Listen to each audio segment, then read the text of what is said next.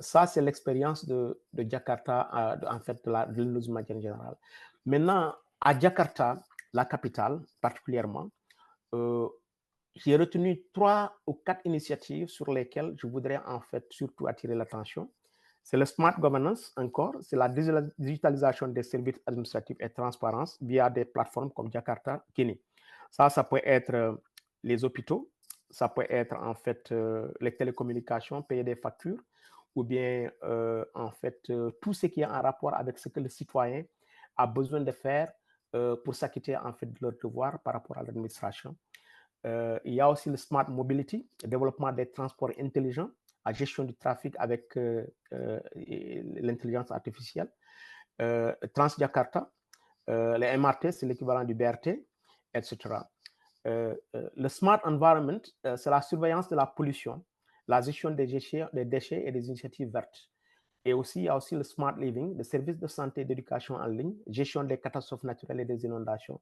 Donc, il y a tous ces aspects qui sont en fait peut-être résonnent avec les réalités que nous avons dans notre pays et qui gagneraient bien à être adaptés au contexte en fait de nos populations pour essayer de voir comment contribuer à résoudre certains des défis auxquels nous sommes confrontés. Now, quelles sont les infrastructures qui sont déployées dans ces cas que je viens de citer? Ils sont au nombre en fait d'une dizaine, pêle-mêle. Il y a les réseaux de fibre optique. Tous ces 3 pays que je viens d'évoquer ont un réseau en fait de fibre optique très, très, très efficace et qui émaille presque l'ensemble du territoire. Donc ça, c'est très important parce que pour qu'un numérique soit un numérique fiable, un réseau numérique fiable, il faut un réseau de télécommunications de fibre optique fiable. Les data centers et les cloud computing pour stocker et traiter les données générées par la ville, les capteurs IoT, Internet des objets, pour surveiller et gérer les ressources urbaines. Ça peut être l'eau, ça peut être l'énergie, ça peut être les déchets. Les capteurs, pour la plupart des villes modernes aujourd'hui, on voit des capteurs en fait un peu partout pour essayer de capter ces données-là. Il y a aussi des applications mobiles pour la gestion des transports en commun, des systèmes de surveillance du trafic en temps réel.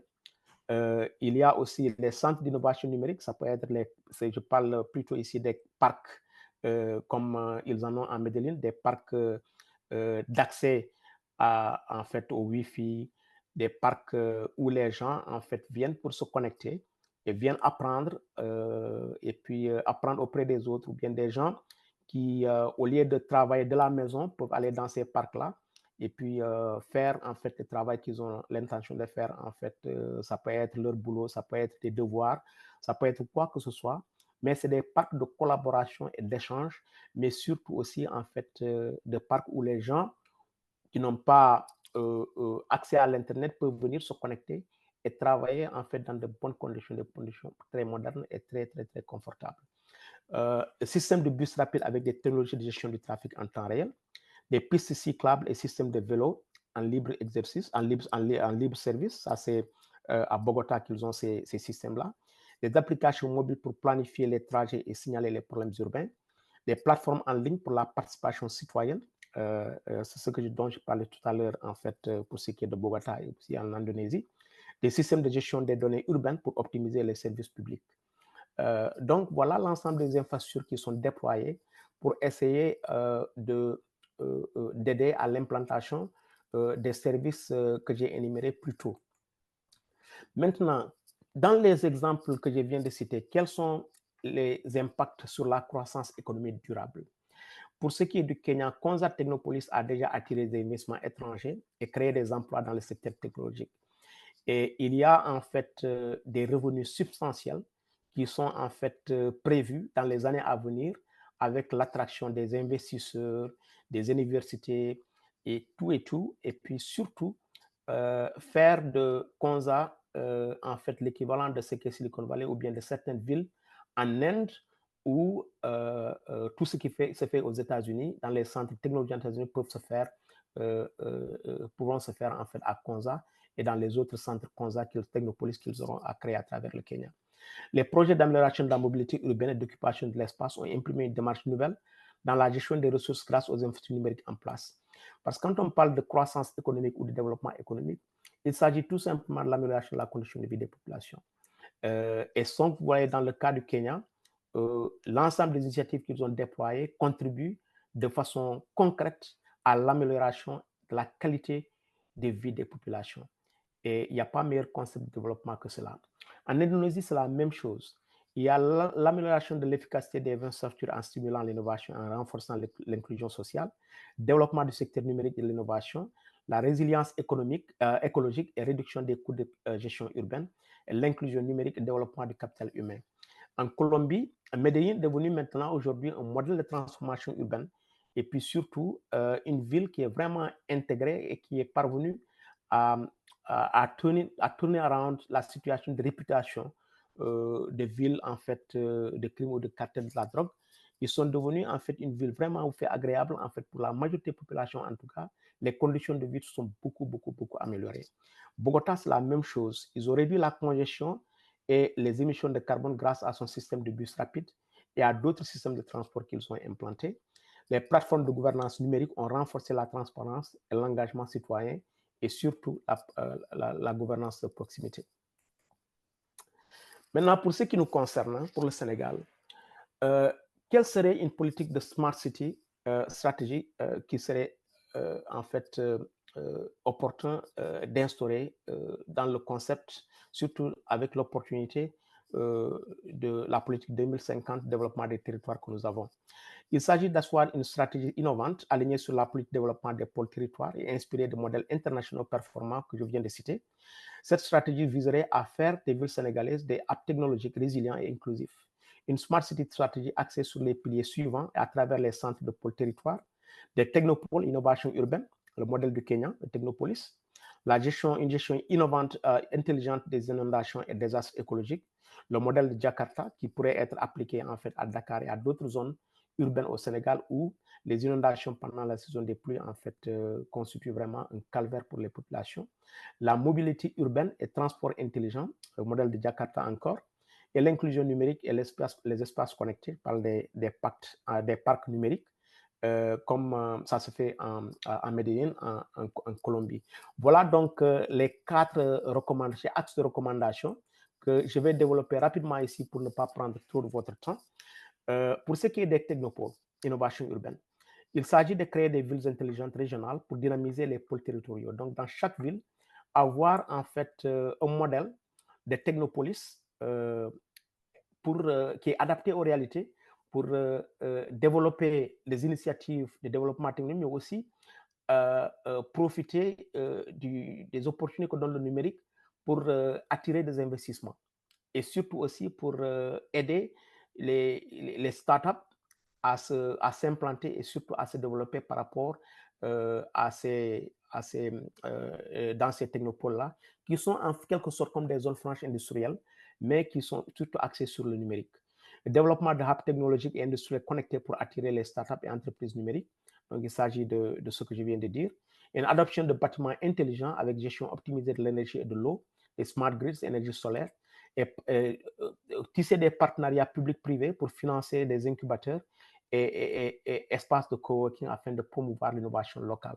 Donc, ce que je veux dire par là, c'est que il s'agira d'impliquer le secteur privé pour venir en fait financer. Parce que quand on parle de free Wi-Fi, un Wi-Fi en fait qui serait gratuit, il s'agit de voir comment les fournisseurs de ces Wi-Fi pourraient avoir en fait un certain revenu. Et pour cela, en impliquant le privé, on pourrait en fait résorber les coûts pour que ça puisse bénéficier en fait aux secteurs les plus défavorisés de la population, qu'ils aient accès à l'Internet et surtout qu'ils puissent accéder en fait à l'Internet pour des motifs qui pourraient les aider à améliorer leurs conditions de vie.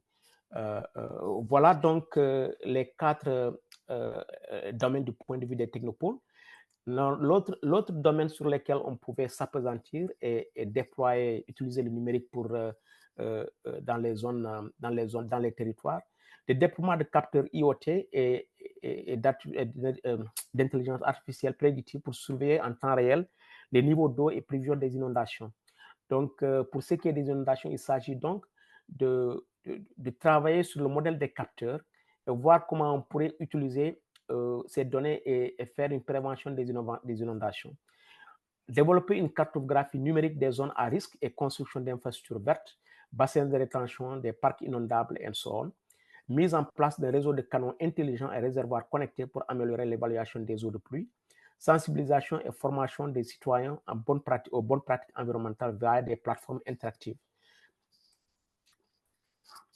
Le troisième domaine sur lequel je peux m'avancer, c'est la mobilité urbaine et les transports intelligents.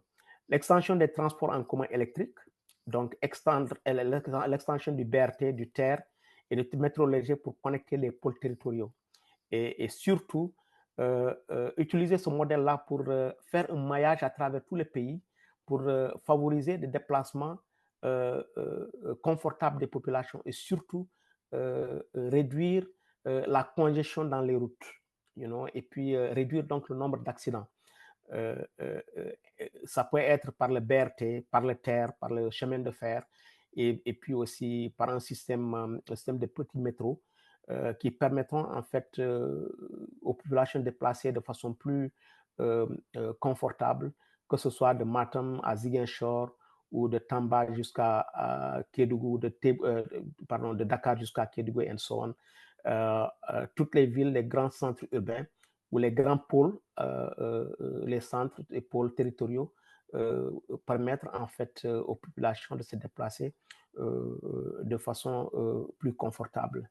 L'intégration d'une application de mobilité urbaine regroupant transport public, taxi, vélo en libre service et covoiturage.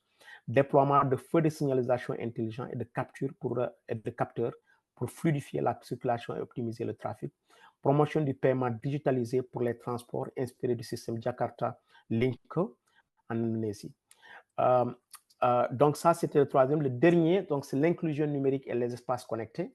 Par inclusion, on parle en fait surtout de démocratisation de l'accès au numérique, la création de parcs bibliothèques connectés dans chaque pôle territorial offrant des espaces d'apprentissage numérique. Ça, c'est l'exemple en fait de Medellín en Colombie. Le développement de réseaux Wi-Fi gratuits dans les lieux publics favorisant l'accès au digital pour tous. L'implantation de centres d'innovation et d'éducation numérique pour former les jeunes aux nouvelles technologies.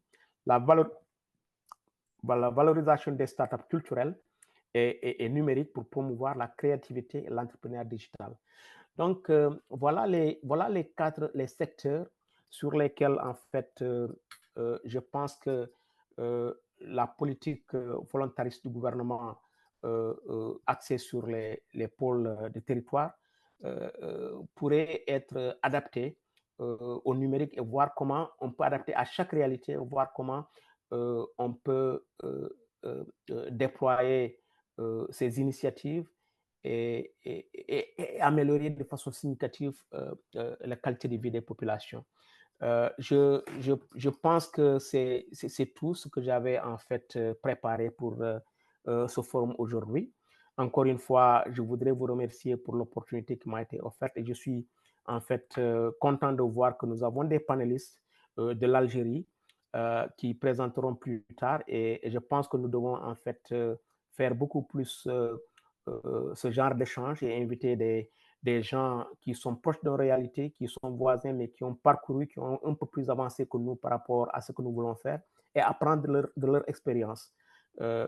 Parce que non seulement, en fait, ils sont plus proches, mais aussi les défis auxquels ils sont confrontés sont plus, en fait, connectés aux défis auxquels nous sommes confrontés. Et je pense que nous avons beaucoup à apprendre auprès de ceux-là qui nous ont précédés. Et nous avons les ressources au Sénégal, nous avons des compétences, nous avons tout ce qui nous manque, je pense, c'est la volonté politique et donner l'opportunité à ces jeunes qui ont les compétences pour essayer de déployer leurs connaissances et puis les mettre en fait au service des populations. Sur ce, je voudrais encore une fois en fait vous remercier et s'il y a des questions ou quoi que ce soit, je suis prêt en fait à les aborder avec vous. Merci encore une fois.